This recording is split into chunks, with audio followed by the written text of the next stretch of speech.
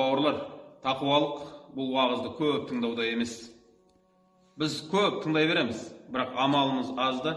Қараңыз, ақылы бар адамға уағыз айтудың да қажеті жоқ өзі. Алла тағаланы тану үшін, Аллаға құлшылық ету үшін. Қараңызшы, бір Құран аяты, егер сіз мән беріп тыңдайтын болсаңыз, жеткілікті болар еді. Біздің ақыретімізді, бұл дүниемізді ойлап, амал етуімізге. Пайғамбар саллаллаху алейхи вассаламға бір күні бір бәдәуи, таудың адамы, келіп, маған дінді үйрет дейді. Пайғамбар саллаллаху алейхи вассалам өте дана адам ғой ол кісі. Кімге қалай сөйлеу керек екенін білетін адам. Ұзақ сөйлемеген. Пайғамбар саллаллаху алейхи вассалам өте қысқа сөйлеп, көп үлкен ауқымды нәрсені түсіндіретін болған.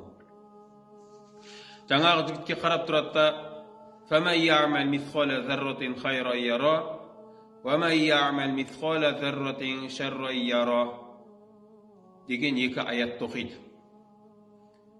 Сонда жаңағы кісі көзінен жас шығып кетеді де бұрылып кетіп қалады. Сахабалар жаңағы жігітке жаңағы сөйлемекші болады: пайғамбардың алдында тұрып қалай сен бұрылып кетесің, сөзін соңына дейін тыңдасай деген сияқты деп сөйлегісі келген кезінде пайғамбар саллаллаху алейхи вассалам олар тоқтатып айтады: тимеңдер оған, кете берсін.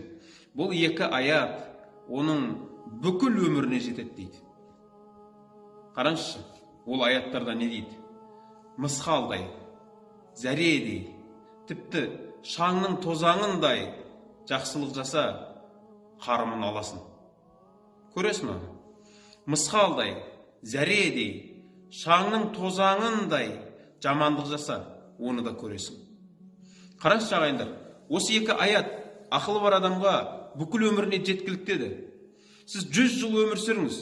Қараңызшы, қазір 2019 жыл болатын болса, сіз 2001 жылы 28 ақпан күні сағат 8-ден 15 кеткен кезде біреуге бір сөз айтқансыз. Сіз оны ұмытып кеткенсіз, бірақ ол амал дәптерде жазылып тұр.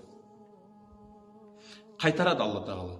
Не болмаса ақыретте есеп басталған кезінде, осы әрбір сөз айтыла бастаған кезде адамдар айтады дейді: я Алланың құдіреті, мына періштелер ең болмаса осы бір сөзді ұмытып кетсе, осы бір сөзді жазбай-ақ қойса қайтер еді деген сөздер болады дейді.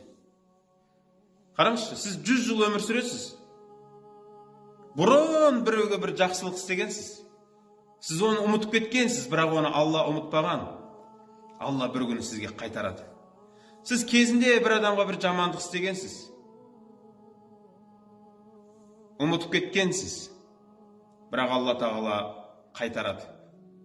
Ибн Сирин деген кісі болған. Қартайған уақытында қатты кедейлік келеді ол кісіге.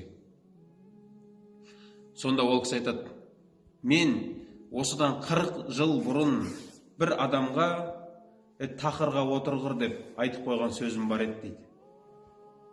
Жақсы сөз емес қой, тақырға отырғыр деген. Бойша біздің тілмен айтқанда банкрот болғыр деген сөз дейміз ба, қалай өзі?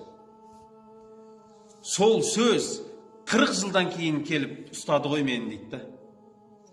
Алла тағала маған сол сөзімді қайтарды ғой дейді.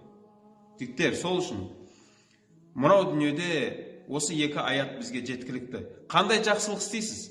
Адамдар үшін емес, Алла үшін жасай беріңіз, Алла қайтарады. А егер басыңызға бір қиындық келіп жатыр ма, онда ешкімге ренжімеңіз. Сіз бір жерде бір қателік жібергенсіз.